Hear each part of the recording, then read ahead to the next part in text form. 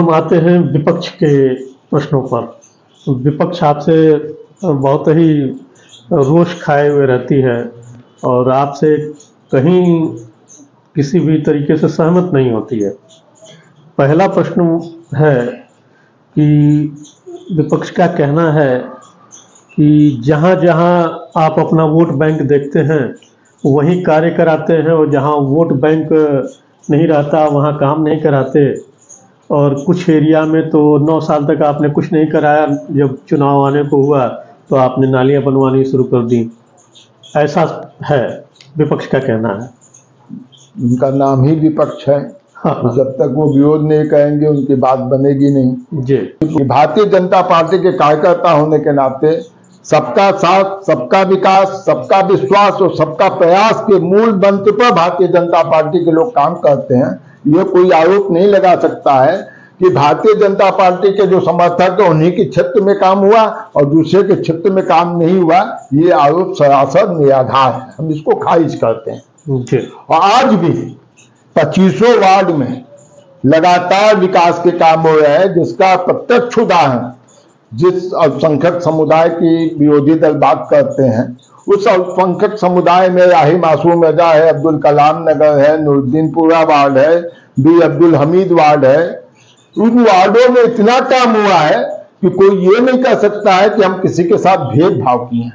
हमने हर वार्डों में काम कराए हैं और जो भी काम अब बचे हैं वो भविष्य के लिए निश्चित रूप से आगे आने वाले दिनों में अगर मौका मिलता है तो उस काम को पूरा करेंगे। हम इस बात पर जनता को स्पष्ट करना चाहते हैं कि भारतीय जनता पार्टी का मानना है कि चाहे कोई सड़क बने, चाहे कोई गली बने, वहां कोई जाति और संप्रदाय नहीं चलता है, वह आम जनमानस चलता है। उस सड़क पर हिंदू भी चलेगा, मुसलमान भी चलेगा, सिख भी चलेगा, ईसाई भी चलेगा। तो इस भावना से भारतीय जनता पार्टी का कार्यकर्ता कोई काम नहीं करता है, न भविष्य में कभी करने की हिम्मत जुटाएगा। हर घड़ी चश्मे खरीदार में रहने के लिए कुछ हुनर चाहिए बाजार में रहने के लिए। ऐसी मजबूरी नहीं है कि चलूं मैं पैदल, ऐसी मजबूरी नहीं है कि चलूं मैं पैदल, खुद को गरमाता हूं रफ्तार में रहने के लिए। अब तो बदनामी से शोहरत का वो रिश्ता है कि अब तो बदनामी से शोहरत का वो रिश्ता है कि लोग नंगे हो जाते हैं अखबार में रहने के लिए। जैसा कि आप सभी को जानकारी है, निकाय चुनावों की घोषणा होने वाली है। तो इसी क्रम में आज हमारे बीच हैं माननीय चेयरमैन महोदय श्री विनोद अग्रवाल जी। इनके बारे में मैं आपको बताता चलूं, आप भारतीय जनता पार्टी से गाजीपुर नगर पालिका परिषद से अध्यक्ष रहे हैं। दूसरी बार आरक्षण के कारण श्रीमती सरिता अग्रवाल जी अध्यक्ष रहीं और आपने प्रतिनिधि के रूप में दायित्वों को बखूबी निभाया है। परंतु जनमानस के कुछ प्रश्न, आरोप प्रत्यारोप और आशाएं होती हैं जो कि स्वाभाविक भी हैं, जिनका उत्तर सामने आना जरूरी है और यही हमारा दायित्व है। तो हम इस कार्यक्रम में आपका बहुत हार्दिक स्वागत करते हैं। धन्यवाद। और पहले प्रश्न के रूप में हम 5 खंडों में प्रश्न को पूछेंगे। पहले छोटे छोटे 5 प्रश्न हैं जो जनता की ओर से लिया गया है। उसके बाद दूसरे 5 प्रश्न हैं जो विपक्ष की ओर से लिया गया है, जो विपक्ष की शिकायत रही है आपसे। और तीसरा नगर पालिका के कर्मचारियों की ओर से है। चौथा पुरानी मांगे, जो पुरानी विचार रहे हैं कि ऐसा ऐसा होना है, उन पे कार्य हुआ तो अधूरा भी हुआ है या अभी शुरू नहीं हो पाया है। 5वां ये कि आप आगे क्या करेंगे। तो आते हम पहले प्रश्न पर। सबसे बड़ी आवश्यकता इंसान की होती है जल, या वो पीने वाला हो या वो बहने वाला हो, और दोनों में तालमेल गड़बड़ होता है तो परेशानियां बहुत होती हैं। जल जमाव की समस्या आए दिन हुआ करती है, इससे निजात के लिए क्या हो रहा है? पिछले 10 वर्षों से जल निकासी की व्यवस्था को सुदृढ़ करने के लिए नगर पालिका ने लगातार प्रयास किया है। जी जिस जगह हम बैठे हैं उसके सामने की जो मुख्य रोड है जो स्टीमर घाट से महुआ बाग की तरफ जाती है, जी इस रोड पर डॉक्टर केजे सहाय जो जुन्नरा चौराहा से आगे हैं, और केजे सहाय के घर के सामने की नाली की स्थिति बद से बदतर थी, सड़क की स्थिति बद से बदतर थी, एक रिक्शा भी जाना मुश्किल हुआ करता था। पिछले कार्यकाल में हमने इसको नाली का टेंडर निकाला, ढक्कन युक्त नाली का निकाला, और ढक्कन युक्त नाला इसको बनवा के उसी लेवल में सड़क की ढलैया हुई, और आज ये नतीजा है कि मेन रोड से लोग कम जाना चाहते हैं जाम की वजह से, इस रोड से ज़्यादा जाने की इच्छा रखते हैं। कहा है कि इधर से लोग जल्दी पहुंच जाएंगे, उनके समय की बचत होगी, और पानी निकासी की समस्या भी हल हुई, और यहाँ पर जाम की समस्या से भी मुक्ति मिली। इस प्रकार पूरे शहर में जो नाली के पानी की समस्या है, ओवरफ्लो की समस्या है, या अतिक्रमण की वजह से नालियों का पानी ओवरफ्लो होकर सड़कों पर बहता है, इसमें काफ़ी सुधार हुआ है। हमने जगह जगह ढक्कन युक्त नाली, जो भी हम नाली बनवाए हैं वो ढक्कन युक्त नाली बनवाने का प्रयास किए। अब ढक्कन युक्त नाली बनने के बाद पानियों का ओवरफ्लो कम होता है, लेकिन बरसात में जब बरसात बहुत तेज आता है, जब पानी बहुत तेज बरसता है, तो स्वाभाविक रूप से जो पानी निकासी की क्षमता होती है उस क्षमता से ज़्यादा पानी आ जाता है, तो थोड़ा बहुत 1-2 घंटे 3 घंटे के लिए पानी का जल जमा हो जाता है, लेकिन सामान्य वे में पानी रुकते ही उस पानी को आधे 1 घंटे में निकलने का प्रयास हो जाता है, अपने आप वो अपनी गति से निकलता है। जहाँ कुछ विशेष समस्या है उस समस्या में कहीं ना कहीं आम जनता का जो अतिक्रमण है वो बाधक बनता है। लोग नालियों के ऊपर थोड़ा अतिक्रमण कर लेते हैं, उस पर गाड़ियाँ अपने मकान पर चढ़ाने के लिए 4 व्हीलर 2 व्हीलर की वजह से वो नाली सड़क को ही नाली ढाल बना के उसमें बनवा लेते हैं। उसका नतीजा होता है कि वहाँ पर नालियाँ जाम हो जाती है, और जिससे नालियों का ओवरफ्लो होकर सड़क पर पानी बहता है। हम आम जनता से भी निवेदन करना चाहते हैं कि अतिक्रमण न करें, गाजीपुर को स्वच्छ और सुंदर रखने में मदद करें, जल निकासी को अपने हिसाब से चलने दें, उसमें कोई प्रकार का रोक टोक न हो। इसमें जनता का सहयोग नगर पालिका हमेशा मांगती रही है और लोगों ने सहयोग भी दिया है। कुछ लोग जो अच्छी चीज़ों को पसंद नहीं करते वो अनावश्यक रूप से विवाद उत्पन्न करते हैं, और इस प्रकार की समस्या कभी कभी जनता को झेलनी पड़ती है। दूसरा है दवाओं के छिड़काव की समस्या। ये जनता का क्वेश्चन है, प्रश्न है कि जनता का कहना है, आम आदमी का कहना है कि छिड़काव तो केवल सड़क पर दिखावे के लिए होता है, गली में कोई जाता ही नहीं है, और सबसे ज़्यादा समस्या मच्छरों की तो गली के अंदर है, और ये समस्या हल नहीं हो पा रही है। जबकि कई बड़ी नगर पालिकाओं में तो छोटी छोटी मशीनें आ गई हैं, घर के मालिकों से या जो बड़े बड़े कैंपस हैं, बिल्डिंग्स हैं, उनसे अनुमति लेकर के वो घर घर जा कर के छिड़काव कर देती हैं छोटी मशीनें से। तो क्या ऐसा कुछ संभव होने लायक है? हम लगातार उसमें काम कर रहे हैं। 2012 में जब हम आए पहली बार चुनाव जीत कर, तो उसके पहले जो नगर पालिका के फॉगिंग का सिस्टम था वो ट्रैक्टर पर फॉगिंग होती थी। हाँ, जी, और वो केवल शहर के मुख्य रोडों पर हो पाती थी। हमने उसमें व्यापक परिवर्तन किया। हमने छोटे टेम्पुओं पर मशीन खरीदी, टेम्पू खरीदा। उसके बाद इधर 2-3 साल के दरमियान हमने छोटी मशीन खरीदी जो साइकिल पर चलती है, टीवीएस मोपेड पर चलती है, और हर गली में जहाँ हमारी 4 पहिया नहीं जाती है उस वहाँ पर हम उस गली में मच्छर का छिड़काव करने के लिए, दवाओं का फॉगिंग करने के लिए हमने व्यवस्था की है। और एक रूटीन से हर वार्ड में, अगर आज एक वार्ड में हो गया तो कल दूसरे वार्ड में, परसों तीसरे वार्ड में। तो जब भी मौसम चेंज होता है उसी समय मच्छर ज्यादा पनपते हैं। जी जी। अब मच्छर जो है वो नालियों के ढकने की वजह से मच्छरों की संख्या अब कम हो गई है पहले की अपेक्षा। लेकिन जब मौसम बदलता है तो मच्छर का प्रकोप बढ़ता है, और उस मच्छर के प्रकोप के लिए हमने छोटे छोटे मशीनें भी खरीदी हैं। संभवतः हमारे पास 3 या 4 छोटी मशीनें हैं, 2-3 टेम्पो पर है, और वो लगाता है मुख्य रोड पर टेम्पो पर, और गलियों में साइकिल पर रख के छोटी वाली मशीन से हम फॉगिंग का काम कर रहे हैं। आगे आने वाले दिनों में और छोटी मशीन हम खरीदेंगे, ताकि अगर कहीं थोड़ा बहुत समस्या आई है तो उसका भी समाधान किया जा सके।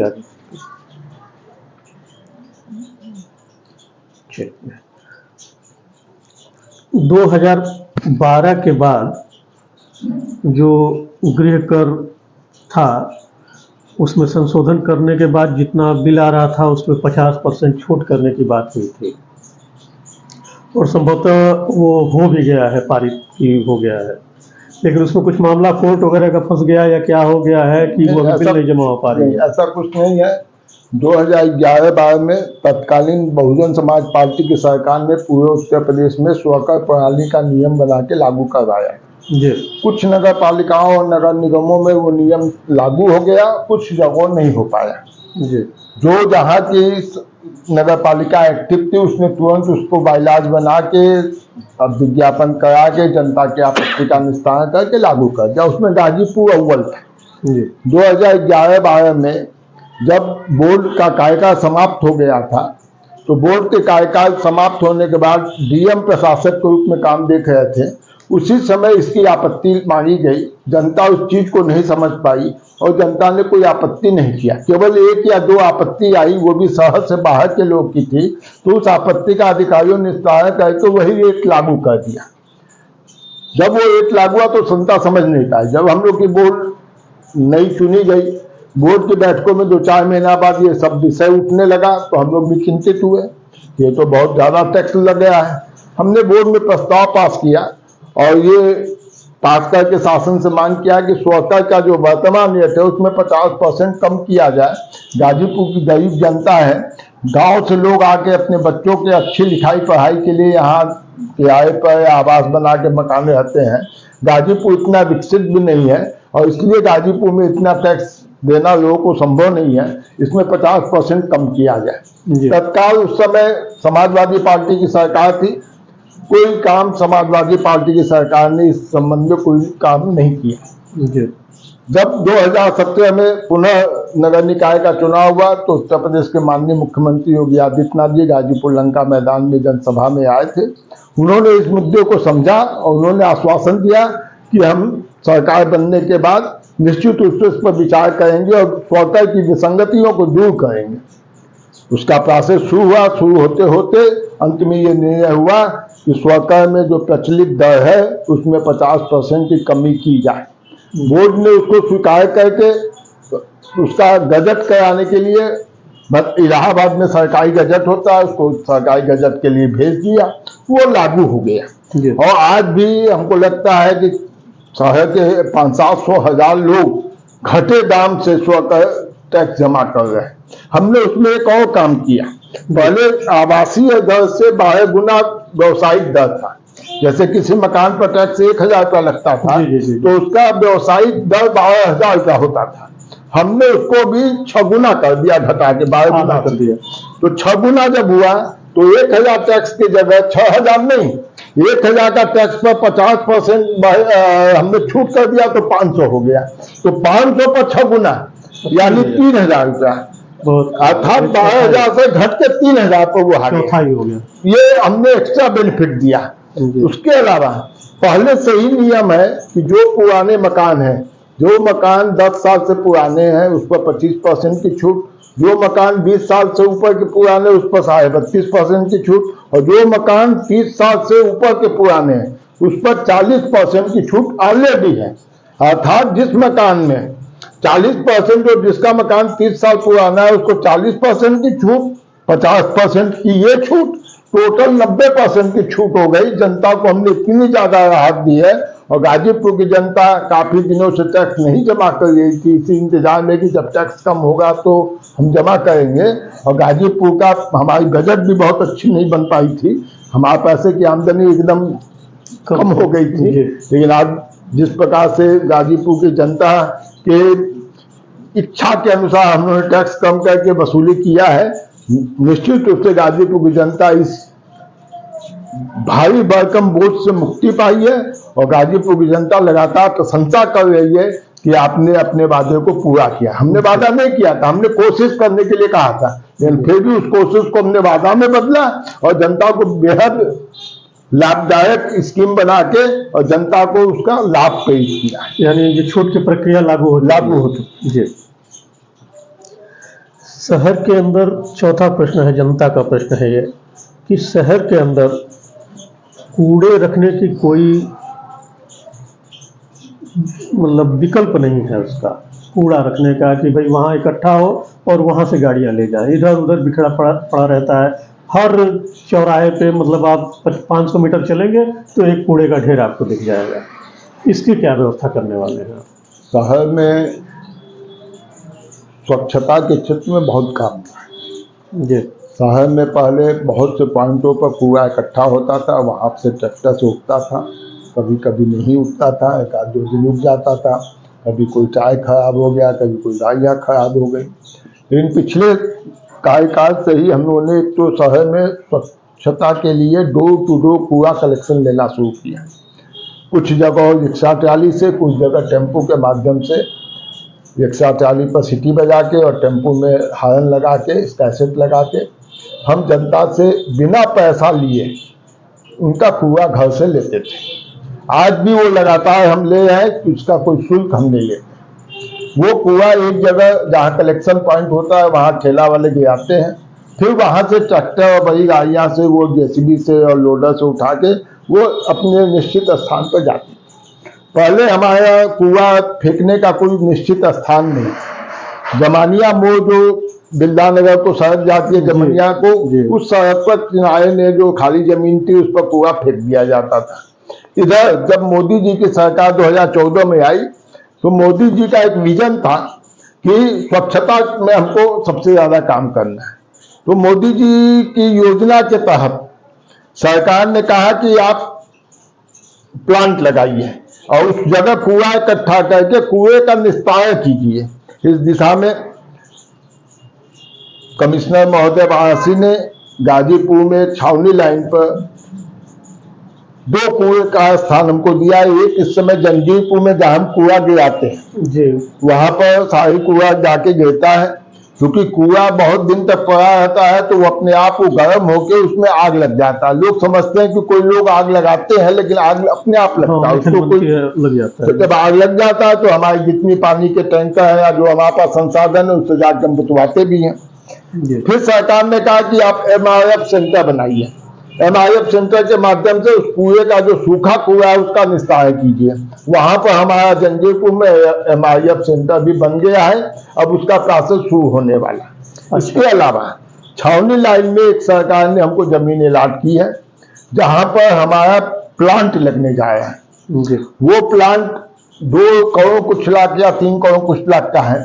क्योंकि उसका काम CNDS विभाग है, उसको करना है। तो हमारे यहाँ जो पैसा आया था अपने रिज्यूम में हमने उस पैसे को ट्रांसफर कर दिया। सरकार की मंशा थी कि वो काम CNDS करेगा। CNDS का टेंडर हो चुका है, उनका काम प्रगति पर है। निश्चित रूप से हमको लगता है कि साल भर के अंदर वो प्लांट लग के कुएं का निस्तारण शुरू हो जाएगा, जिससे जो कुआं का टीला बन रहा है उससे भी मुक्ति मिलेगी और गाजीपुर की जनता को राहत मिलेगी। कूड़ा से कुछ हमारी अर्निंग भी होगी, हमारे कुछ पैसे भी आ सकते हैं, उससे हम बहुत सी चीजें बना सकते हैं। जो सूखे आइटम है उसको हम बेच के जब्दी के भाव में बेच के उससे पैसा की अर्निंग करेंगे। लेकिन शहर में जो कूड़े का पॉइंट था जी, वो किसी चौराहे पर किसी तिराहे पर ऐसे था पहले, और आज हमारे पास विकल्प में के रूप में कुछ नहीं है कि हम कूड़ा रखे का। कोशिश हमारी हो तो हमने कुछ पॉइंट कम किया। अभी डॉक्टर जो वकील साहब ही अभी बहुत अच्छे वकील साहब कुछ दिन पहले एक्सपायर कर गए थे, जी जी जी, उनकी चिरायु प्रसाद चिरायु श्रीवास्तव, प्रसाद जी। तो उनके मकान के सामने कुआं हमेशा पड़ा रहता था, उस पॉइंट को हमने हटा दिया। जी ऐसे कई पॉइंट हमने हटाया है, और जहां कुआं आज के समय में गिरता है वो सुबह 10 बजे 11 बजे होते होते सारे कूड़े हट जाते हैं, ट्रैक्टर से उठ के और जंजीरपुर वाले कूड़ा स्थल पर चले जाते हैं।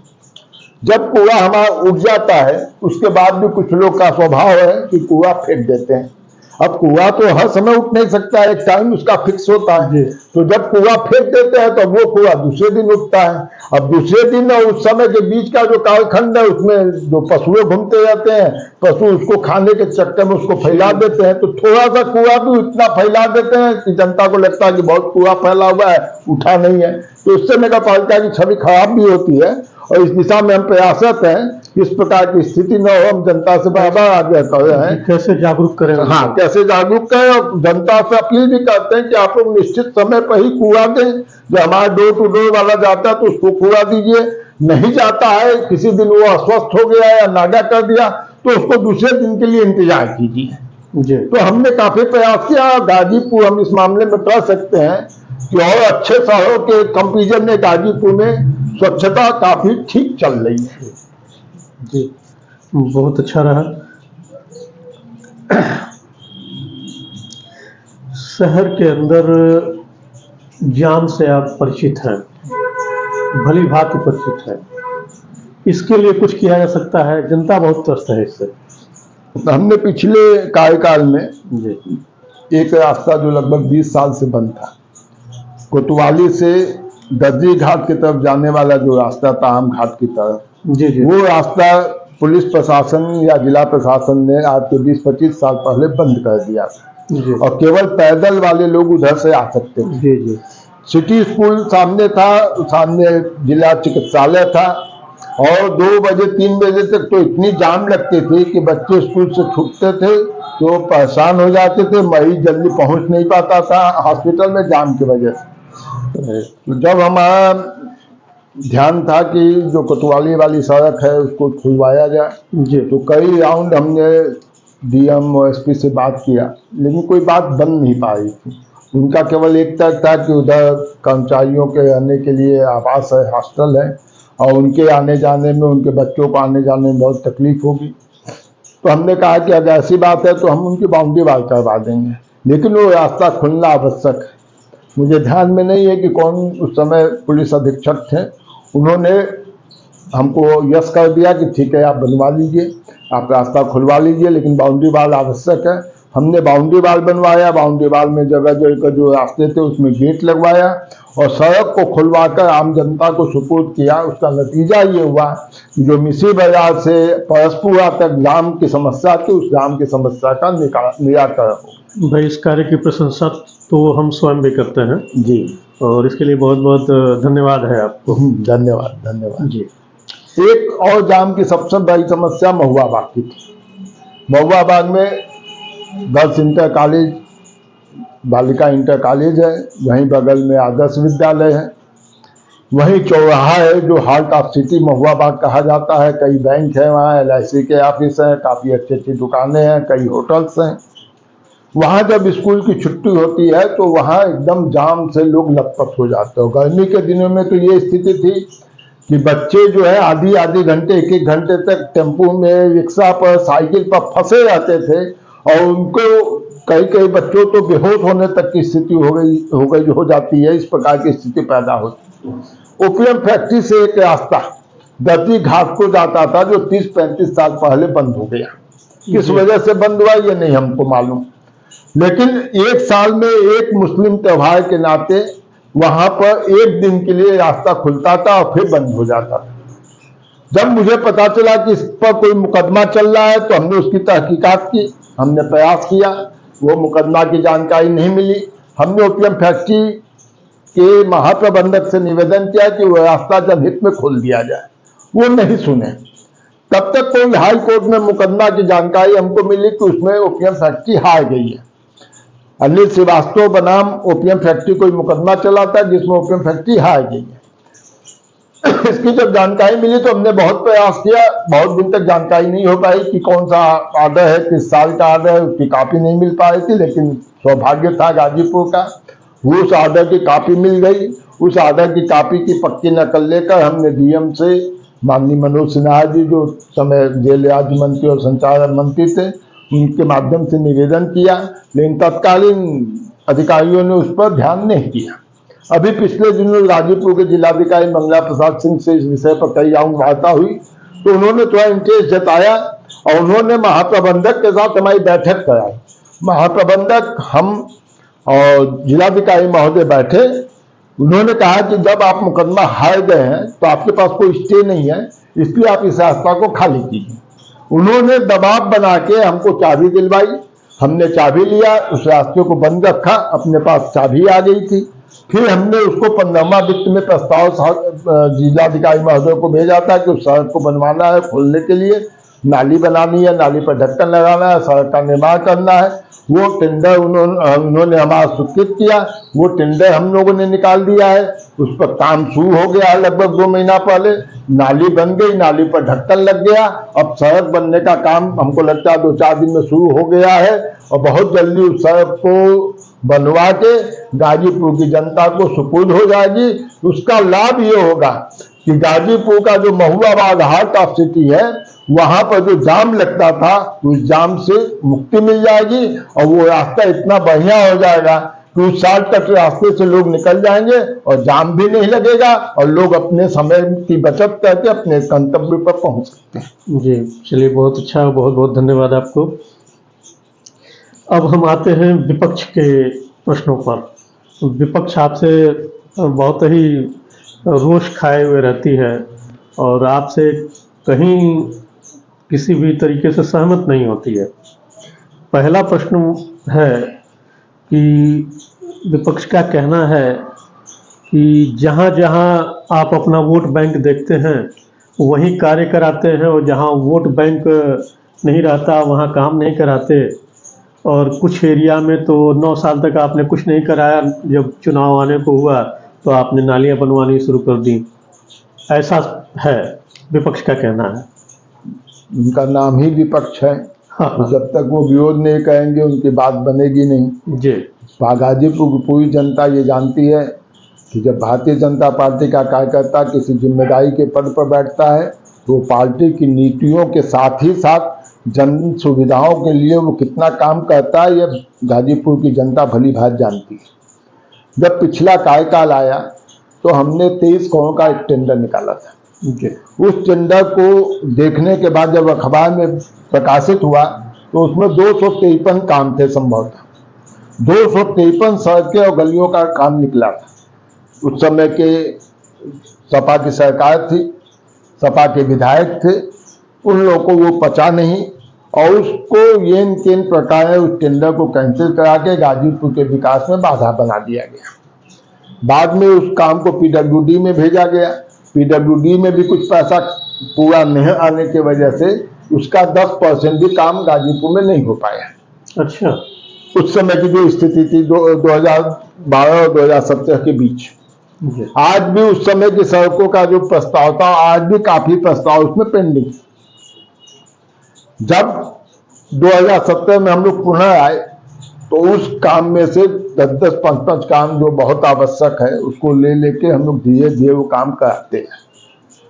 पिछले कार्यकाल में सट्टी मस्जिद नाम से एक वार्ड था जहां पर भारतीय जनता पार्टी को मात्र 22 वोट मिला था उस वार्ड में। लेकिन उस वार्ड में भी 20 से 25 लाख का काम हुआ था और उस समय भी हम ये बात कहते थे कि भारतीय जनता पार्टी के कार्यकर्ता होने के नाते सबका साथ, सबका विकास, सबका विश्वास और सबका प्रयास के मूल मंत्र पर भारतीय जनता पार्टी के लोग काम करते हैं। ये कोई आरोप नहीं लगा सकता है कि भारतीय जनता पार्टी के जो समर्थक है उन्हीं के क्षेत्र में काम हुआ और दूसरे के क्षेत्र में काम नहीं हुआ। ये आरोप सरासर निराधार है, हम इसको खारिज करते हैं।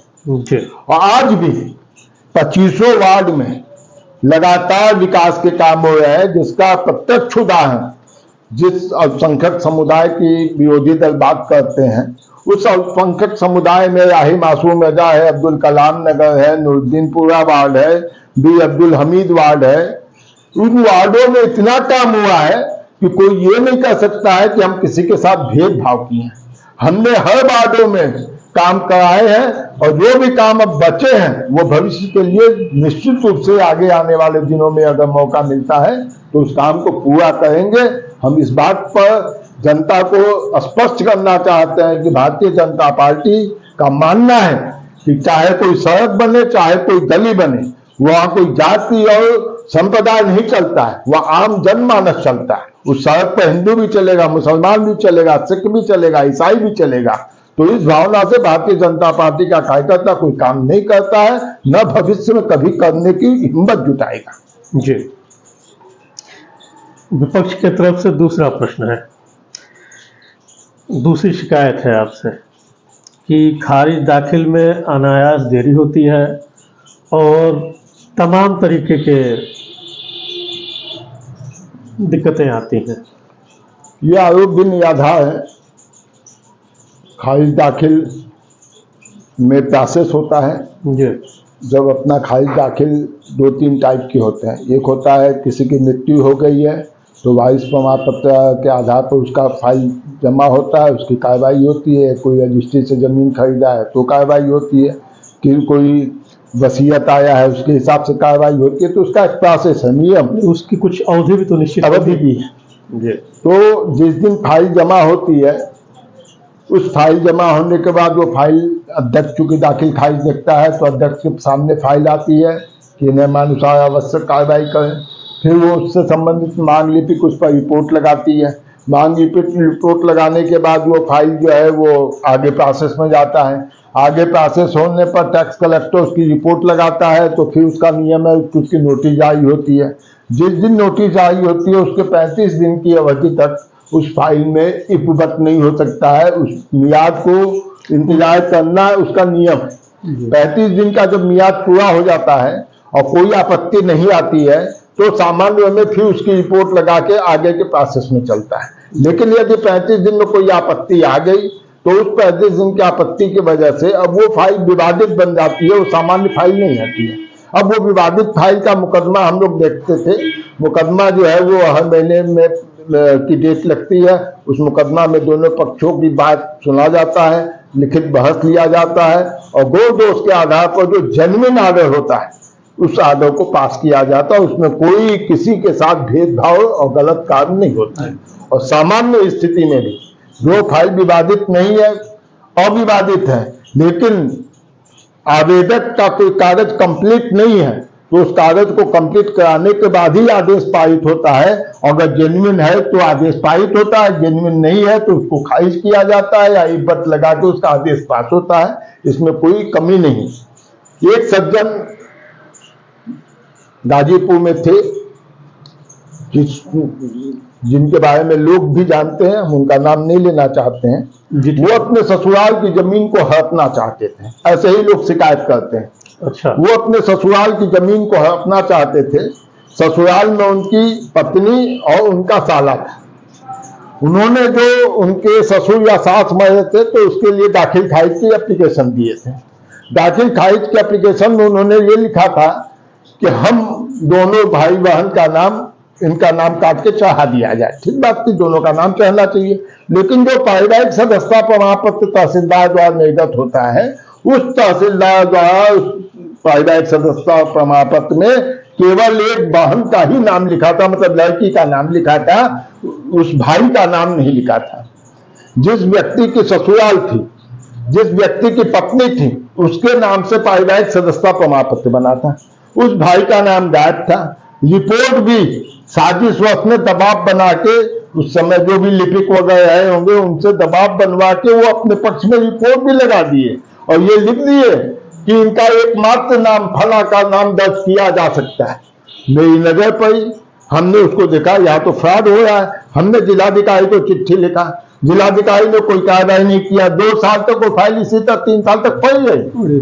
फिर हमने उसकी जांच कराई तो जांच में रिपोर्ट में पता चला कि उनके एक भाई और है, एक भाई और एक बहन है। उस रिपोर्ट के आधार पर फिर हमने डीएम से कहा कि इसकी जांच कराए ताकि इस फाइल का निस्तारण किया जाए। डीएम की तरफ से कोई कार्रवाई नहीं हुई। हमारा जब कार्यकाल समाप्त हो रहा था हमारी पत्नी का, तो उन्होंने उस आर्डर को पास कर दिया और भाई बहन दोनों का नाम चढ़ाने का आदेश पारित कर दिया। तो जिनका गलत काम हमने नहीं किया वही इस प्रकार का विरोध करके साजिशन हमको बदनाम करने की साजिश करते हैं। ये तो जनता की आदत है, अच्छे को बुरा साबित करना दुनिया की पुरानी आदत है। तीसरा आरोप है आप पर विपक्ष का, ये आरोप है कि कम सदस्यों को सूचना देकर आप बैठक करा लेते हैं। ये भी आरोप निराधार है। बैठक की कार्रवाई होती है, बैठक की सूचना होती है, लिखित सूचना होती है, और हमारे तरफ से सूचना नहीं होती।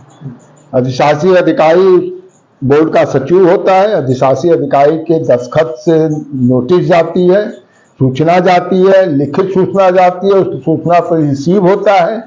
जब कार्रवाई शुरू होती है तो हाजिरी रजिस्टर पर उसकी हाजिरी होती है, उस हाजिरी के आधार पर ही 1,000 रुपया उनको यात्रा भत्ता मिलता है सभासदों को। कोई इस प्रकार का गलत आरोप नहीं लग सकता है।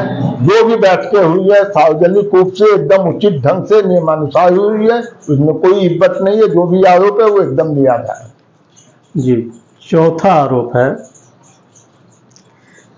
कि आप पर किसी वित्तीय आरोप को लगा करके आपका पावर सीज करा दिया गया था। तो 2012 से 2017 का जो शासन था, आपको जानकारी है कि उस समय उत्तर प्रदेश में समाजवादी पार्टी की सरकार थी जी और गाजीपुर के सदर के विधायक समाजवादी पार्टी से बिलोंग करते थे जी, और वो भारतीय जनता पार्टी को पसंद नहीं करते थे। उन्होंने अनावश्यक रूप से एक बार पावर सीज कराया। जब पावर सीज कराया तो उस पावर सीज कराने के खिलाफ हम हाई कोर्ट गए। हाई कोर्ट ने हमको तुरंत स्टे दे दिया, हम बहाल हो गए। फिर 6 महीने, संभवतः 6 महीने के बाद दोबारा फिर पावर सीज करा दिया गया। जी, 2 बार पावर सीज हुआ। तो जब पावर सीज कराया तो फिर हम हाई कोर्ट गए। तो हाई कोर्ट ने ये पूछ दिया शासन से कि भाई इनका पावर बार क्यों सीज हो रहा है, आप इसका स्पष्टीकरण दीजिए। तो शासन ने कोई माकूल जवाब नहीं दिया। डेट पर डेट पड़ती गई, वो समय लेते गए कि हम अगली बार आपको दाखिल करेंगे, अगली बार दाखिल करेंगे, और दाखिल करने में वो नाकामयाब हुए। तो शासन ने उस आर्डर को सीज करके हमको पुनः बहाल कर दिया और जो शासन का आर्डर था उसको क्रैश कर दिया। तो उसमें हमारी जीत थी। हमारे पास जब कोई वित्तीय आरोप सिद्ध नहीं हुआ, यानी आप उस वित्तीय आरोप से एकदम बरी। जी, 5वां विपक्ष का आरोप है कि आप महंगे दामों पर सामानों की खरीद करते हैं, जैसे स्ट्रीट लाइट हो गया, डस्टबिन हो गया, हेन तेन जितनी भी चीजें हैं। कोई महंगे सामानों पर खरीद नहीं हो सकती है। कानून है कि किसी भी चीज का टेंडर और कोटेशन होता है। जी, टेंडर में कम से कम 3 टेंडर आते हैं। पहली बार के टेंडर में 2-3 टेंडर आते हैं, तो उसमें से जिसका लोवेस्ट रेट होता है उस पर सामान लिया जाता है। लोवेस्ट रेट होने के बाद भी कभी कभी कुछ आइटमों में ऐसा महसूस होता है कि ये मार्केट रेट से कुछ ज्यादा लग रहा है। तो हमारा स्वभाव है, चूंकि हम बनिया जात से आते हैं, बनिया व्यापार का काम किए हुए हैं, तो हमको लगता है कि जिस तरह हम व्यापार में अधिक कमाने के लिए व्यापार करते हैं, ईमानदारी का व्यापार करते हैं, उसी तरह नगर पालिका में भी हमारा पैसा कितना बच सके और हम उससे ज्यादा विकास कर सके। तो कुछ चीजों में हमको लगता है कि ये आइटम महंगा है, तो हम उनसे निगोशिएशन करके रेट कम करा के और सामानों की आपूर्ति लिए। अब तो सामानों की खरीदारी के लिए जेम पोर्टल आ गया है और जेम पोर्टल एक सिस्टमेटिक नियम से काम हो रहा है। हमको नहीं लगता है कि कोई इस प्रकार का आरोप में कोई सच्चाई है। ये टोटल निराधार है और इस आरोप में कोई दम नहीं। यानी ये आरोप भी एकदम ब्लफ है। एकदम ब्लफ। जी, अब हम आपके घर तरफ आते हैं, घर में, यानी नगर पालिका के कर्मचारियों की ओर से आपसे प्रश्न करेंगे। पहली परेशानी उनकी है कि उनकी पेंशन समय से नहीं मिलती है, उसमें बहुत लेट होती है। क्या माजरा है ये? नहीं, ऐसा तो नहीं है। हम जब तक थे तब तक लगातार पेंशन निकलता है। जो हर महीने का पेंशन होता है, जो रिटायर्ड कर्मचारी हो जाते हैं उनका हर महीने पेंशन होता है। तो पेंशन में भी कभी कभी बढ़ोतरी हो जाती है, तो उसको पेंशन एरियर बोलते हैं। एक होता है जो कर्मचारियों का रिटायरमेंट होता है, तो उनका उपार्जित अवकाश होता है, उनका एरियर होता है, इस प्रकार की चीजें होती हैं। पिछले कोरोना काल से सरकार को आर्थिक रूप से काफी परेशानी हुई, तो सरकार ने जो पैसा भेजती है राज्य वित्त आयोग में, वो पैसा काफी कम आने लगा और उस कम आने की वजह से हमारी देनदारी बढ़ती गई। तो हम चाह के भी लोगों का भुगतान पूरा नहीं कर पाएगा। अगर किसी का बिल 7 लाख रुपए का है तो हमने उस पर लिख दिया कि धन की उपलब्धता की कमी के दृष्टिगत 40% भुगतान की स्वीकृति दी जाती है, ताकि हर व्यक्ति को भुगतान कुछ न कुछ मिल जाए, उनका काम चलता है और जैसे जैसे हमारे पास पैसा आता रहेगा वैसे वैसे हम उनको भुगतान देते हैं। और जो पेंशन की जहाँ तक बात, हर महीने पेंशन दिया जाता है, जिस तरह वेतन दिया जाता है उसी तरह हर महीने पेंशन दिया जाता है। क्योंकि लगभग 2 साल में 7-8 करोड़ रुपया हमारे यहाँ कम आया, उसके वजह से हमारे जो रेगुलर पेमेंट थे उसमें कुछ दिक्कतें आई। तो जो कर्मचारी का पेमेंट जनवरी महीने का फरवरी में हो जाना चाहिए वो मार्च में हो जाता है। 1 महीना डिले हमारा पेमेंट हमारे आने के पहले तक चल रहा था, लेकिन हम जैसे ही हटे हैं सरकार ने कुछ किस्त बढ़ाई है, कुछ अमाउंट बढ़ा दिया है, तो हमको लगता है कि या तो वो ठीक हो गया होगा, रेगुलर हो गया होगा, नहीं तो 2-4 महीने में अगर पेमेंट ठीक आते जाएंगे तो वो रेगुलर हर महीने का पेमेंट दूसरे महीने में हो जाएगा, ऐसे हमको विश्वास है। जीपीएफ में भी यही परेशानी है, सैलरी में भी देरी होती है और कर्मचारियों की बहुत कमी है आपके यहाँ। नहीं, कर्मचारियों की कमी तो चूंकि सरकार ने कोई नियुक्ति करने पर रोक लगा रखी है। हमारे यहाँ सेंट्रलाइज पद हैं जिसमें सीईओ होते हैं, जेई होते हैं, एई होते हैं, सफाई इंस्पेक्टर होते हैं, यहाँ तक कि बड़े बाबू और कैशियर का पद भी हमारे यहाँ सेंट्रलाइज है जी। लेकिन एक ईओ का पद है वो हमारे पास इस समय मौजूद थे। हमारे यहाँ 2 सफाई इंस्पेक्टर का पद है, एक ही हमारे पास है। 2 सिविल का जेई का पद है, एक ही हमारे पास। 1 सिविल जेई का एई का पद है, वो हमारे पास नहीं है। जलकल में हमारे पास 1 जेई का पद है, लेकिन 2 हमारे पास हैं। सफाई इंस्पेक्टर का 2 है, एक ही है। कैशियर का सेंट्रलाइज पद है, वो हमारे पास नहीं है। बड़े बाबू का सेंट्रलाइज पद है, वो भी हमारे पास नहीं है। सामान्य जो बाबू है, जो लगभग 20-22 पटल होते हैं, स्वास्थ्य पटल है, विधि पटल है, निर्माण पटल है, जलकल पटल है, ऐसे तमाम पटल है 20-22। अब बाबू हमारे पास मात्र 5-6, उसमें भी एक आध बाबू फिर 1 महीने में रिटायर होने वाले हैं। तो बाबू के स्थान पर हम किसी 4th ग्रेड कर्मचारी को ही प्रभारी बना के जो पढ़े लिखे हैं उनसे काम लेने का प्रयास करते हैं, और बाकी जो कर्मचारी है वो आउटसोर्सिंग पर, क्योंकि हम कोई आदमी अस्थायी रूप से रख नहीं सकते हैं, वो कानूनी रूप से विरुद्ध कानून के खिलाफ हो जाएगा। तो हम आउटसोर्सिंग के माध्यम से 4th ग्रेड के कर्मचारियों को या पंप ऑपरेटर को रखते हैं, और वो भी जेम पोर्टल पर उसका टेंडर होता है। जेम पोर्टल पर जिसको टेंडर लोवेस्ट रेट पर मिलता है वो फिर एम्प्लॉयमेंट एक्सचेंज से उसका नाम लिया जाता है कि अगर हमको 3 आदमी रखने हैं तो 3 आदमी के अगेंस्ट 30 आदमी का नाम लेते हैं, उसके बाद उसका प्रोसेस करके उस आदमी को हम नियुक्त करते हैं।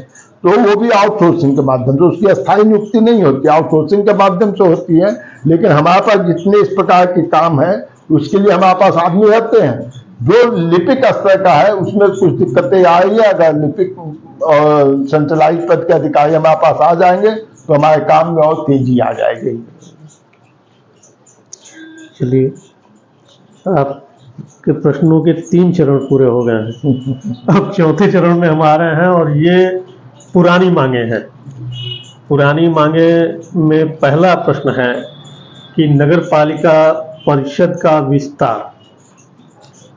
सन 2018 में आपने एक न्यूज़ चैनल को कहा था कि नगर नियोजन विभाग के नक्शे के अनुसार हम उस एरिया को नगर पालिका के अंदर समाहित करेंगे। और 2018 से आज हमको लगता है कि 5 साल पूरा हो गया, लेकिन अब तक उस पर कुछ हो नहीं पाया।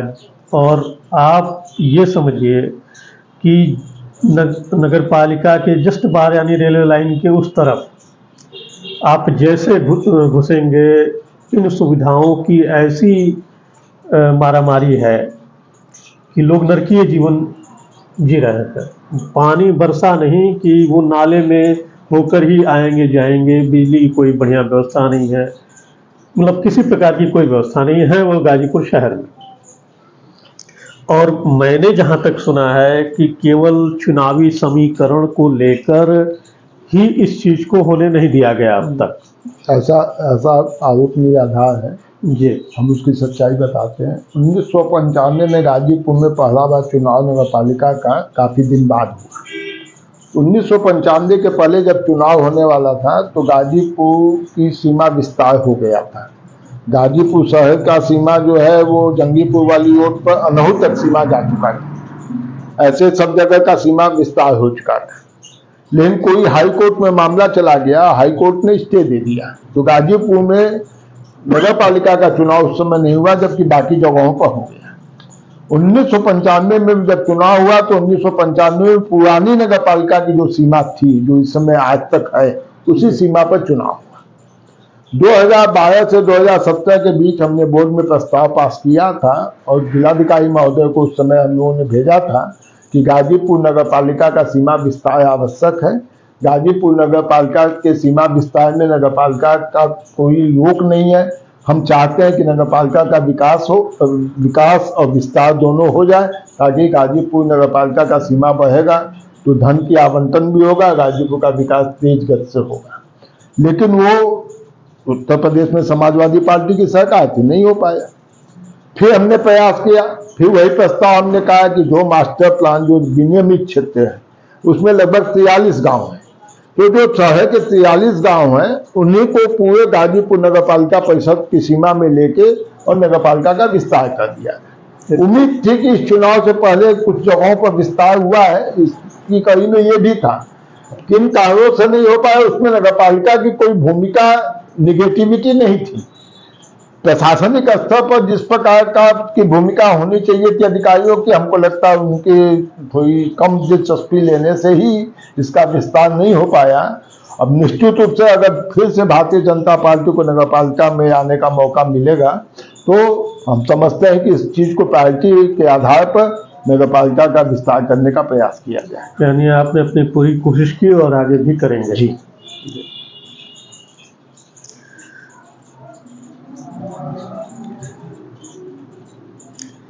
शहर में पहाड़ खान पोखरा नाम से एक तालाब है, पक्का तालाब है, और प्राचीन रामलीला कमेटी गाजीपुर की जब राम जी वनवास जाते हैं तो वहीं से गंगा वो जमुना गंगा पार होते हुए पार की झुझरी खेलते हैं। वहाँ की एक बड़ी नरकीय स्थिति हुई है। उस तालाब में सबके घरों का गंदा पानी आता है। जहाँ राम जी झिझरी खेलते हैं, जहाँ केवट प्रसंग होता है, उसी जगह पर कूड़े का अंबार है। और ये प्रस्ताव बहुत पुराना है, पुरानी मांगे हैं कि आपने कहा भी था कि इसका जीर्णोद्धार किया जाएगा और इसको करके एक गाजीपुर को एक सौगात दी जाएगी शहर के लिए, लेकिन अब तक वो नहीं हुआ।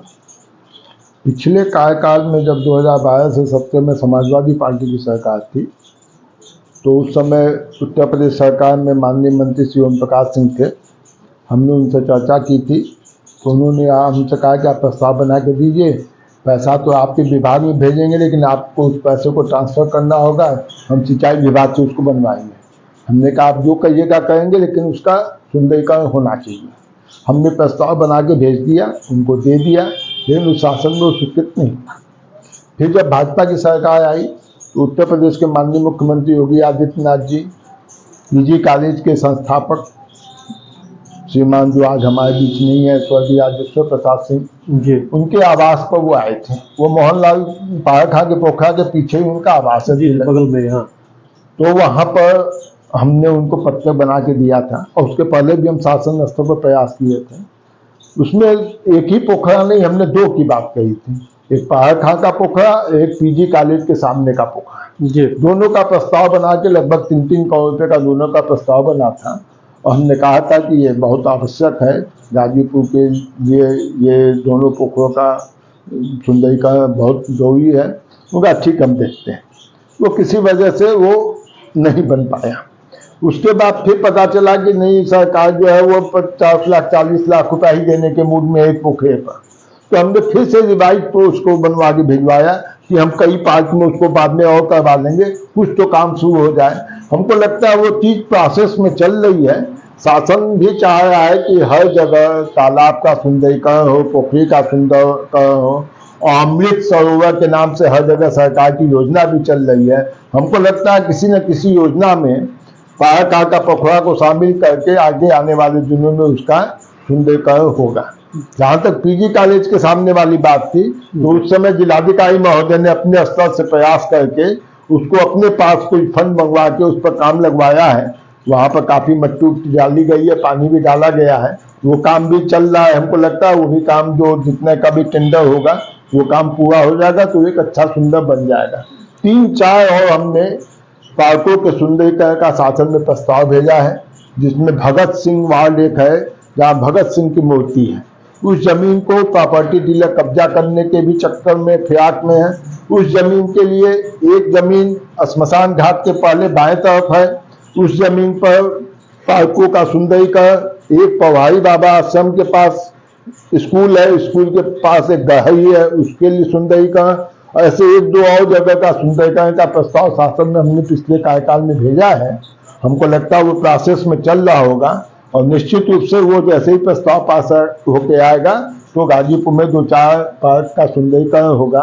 और जो 2 पार्क हमारा अमृत योजना में चल रहा है उसमें गांधी पार्क और राजेंद्र पार्क।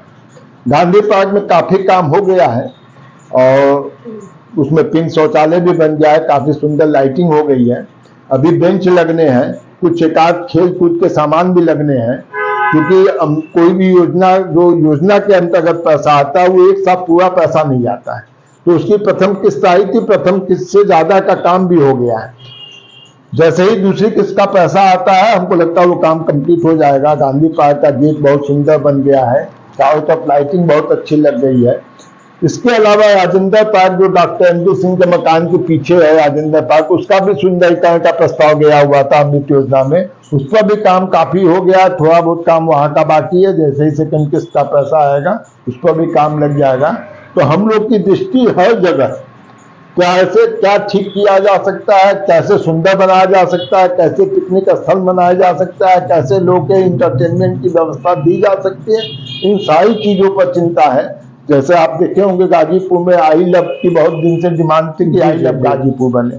हमने एक सेंटर देखा और उस सेंटर पर लंका मैदान के गेट नंबर 3 के पास आई लव गाजीपुर का हमने एक बढ़िया ब्लॉक बनवाया है, जिस पर लोग जाके सेल्फी लेते हैं, काफी अच्छा लग रहा है। एक ब्लॉक हम आगे आने वाले दिनों में बनाने के योजना में है, संभवतः सिंचाई विभाग चौराहा के आसपास एक और हम आई लव गाजीपुर बनाने का प्रयास करेंगे। और इस तरह से गाजीपुर को कैसे सुंदर, स्वच्छ और विकसित गाजीपुर बनाया जाए, इस दिशा में हम लगातार सोचते हैं और लगातार विकास करते हैं। जी,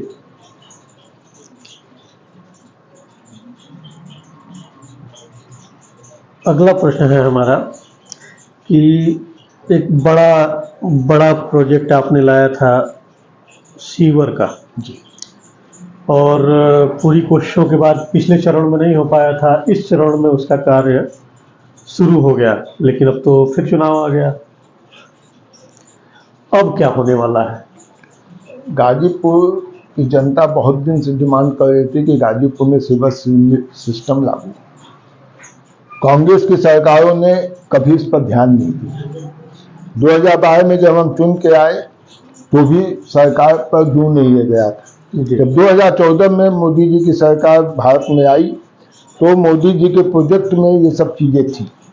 हम लोगों ने जब प्रस्ताव भेजा उस समय 85 लाख या कितने का प्रस्ताव बना था। आज उसकी कीमत 2 करोड़ से ज्यादा की कीमत का वो टेंडर निकला था, जो सीवर सिस्टम का काम गाजीपुर में चल रहा है। 3 साल पहले उसका टेंडर हुआ था। इसकी कार्यदायी एजेंसी हम नहीं, इसकी कार्यदायी संस्था जल निगम है, जो अलग संस्था है, उससे हमारा कोई लेन देन नहीं है, न हमारे वो अंडर में। हमने एनओसी दिया था कि नहीं आप काम कराइए, जो उनका पैसा है उन्होंने टेंडर किया। टेंडर किसी गाजियाबाद की किसी फर्म ने लिया है।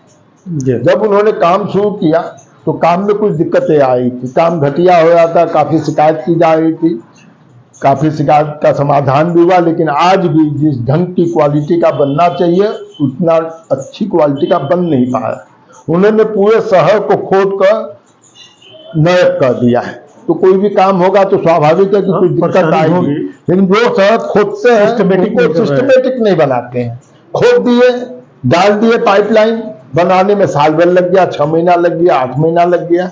कहीं जल्दी बनाते हैं तो वो पानी का फिलअप में न होने से वो धस जा रही है सड़कें। अच्छी नहीं बनाए हैं, गुणवत्ता युक्त नहीं बनाए हैं, तो इससे नगर पालिका की छवि खराब हो रही है। इस बारे में हमने कई बार जिलाधिकारी महोदय को अवगत कराया और वर्तमान जिलाधिकारी महोदया श्रीमती आयका खौरी ने तो जो मुझे पता चला है कि उन्होंने 40 लाख रुपए का जुर्माना भी लगाया है उन एजेंसी पर। और अभी विशाल सिंह चंचल ने भी शिकायत की थी तो उसकी भी जांच चल रही है। निश्चित रूप से ये हम कह सकते हैं कि घटिया काम हुआ है, मानक के हिसाब से काम नहीं हुआ, काम इनका परफेक्ट नहीं चल रहा है, इससे शासन की छवि धूमिल हो रही है, इसलिए इनके खिलाफ कार्रवाई होनी चाहिए। हमको जो जानकारी है कि 2023 तक मार्च 31 मार्च 2023 तक इनके प्रोजेक्ट को पूरा करना था।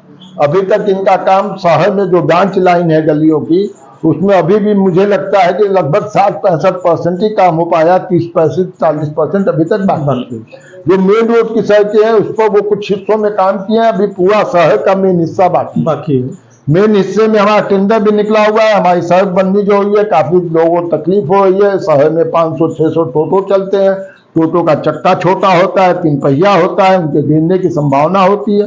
तो हमने ठेकेदारों से कहा है कि आप लोग जल्दी से जल्दी अपना काम पूरा कीजिए, सीवर वाले जब करेंगे तब करेंगे। इसी बीच पिछले दिनों जब सीवर का एक ट्रीटमेंट प्लांट बनना है एक पॉइंट पर, जहाँ से सब सीवर इकट्ठा होके जाएगा, तो वो सीवर प्लांट पहले बनना था RTI स्कूल में। वो सरकार की जमीन थी, उसमें कोई पैसा नहीं लगना था, लेकिन माननीय मनोज सिन्हा जी के प्रयास से गाजीपुर में मेडिकल कॉलेज के खुलने का प्रस्ताव पास हो गया और स्टेडियम खुलने का प्रस्ताव पास हो गया। तो उस जमीन को उपयोग करने की वजह से उन्होंने DM महोदय उस समय कहा कि ये जमीन अब सीवर के लिए नहीं दी जाएगी।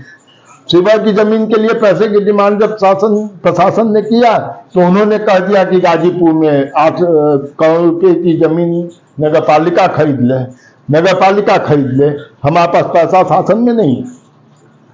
हमको मजबूरी में जो हमारा टेंडर निकलना था 11 करोड़ से ऊपर का टेंडर बना हुआ था, केवल निकलना था, तब तक कोरोना आ गया। उस पैसे को हमको मजबूरी में शासन के दबाव में 8 करोड़ रुपए की जमीन खरीद के जल निगम को देनी पड़ी। हमारे 8 करोड़ का विस्तार जो विकास के लिए सड़कें गलियां थी वो काम रुक गया।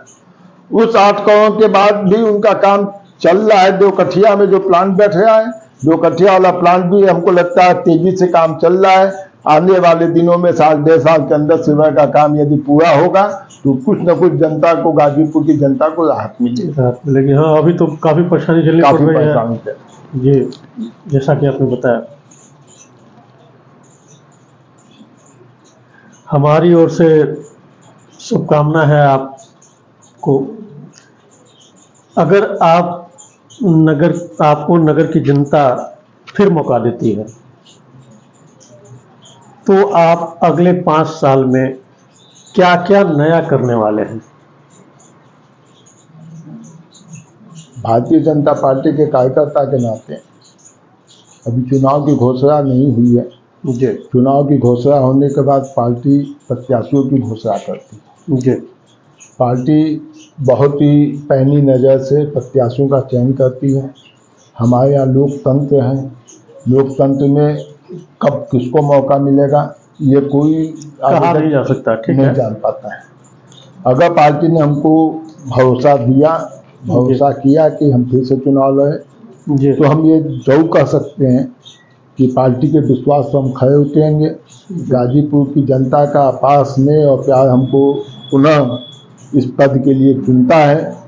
तो गाजीपुर में जो भी काम बाकी रह गए हैं, गाजीपुर की जनता के हित में, गाजीपुर कितना अच्छा विकास कर सके, गाजीपुर के जो रुके हुए काम है उस काम को पूरा करेंगे और गाजीपुर में और क्या नया हो सकता है उसके लिए प्रयास करके शासन से अलग से पैसा लाकर उस काम को कराने का प्रयास करेंगे, जिससे ये महसूस हो सके कि मनोज सिन्हा जी के 2019 के चुनाव हारने के बाद जिस तरह गाजीपुर नगर पालिका क्षेत्र में विकास में कोई बाधा नहीं आई है, लेकिन 2023 के नगर पालिका चुनाव में के बाद अगर पुनः भारतीय जनता पार्टी का कब्जा होता है तो पुनः भारतीय जनता पार्टी उसी तेज रफ्तार से गाजीपुर शहर का विकास, स्वच्छता, पेयजल, स्ट्रीट लाइट और क्या अच्छा से अच्छा हो सकता है, उसके लिए हम लगातार प्रयास करेंगे। जी,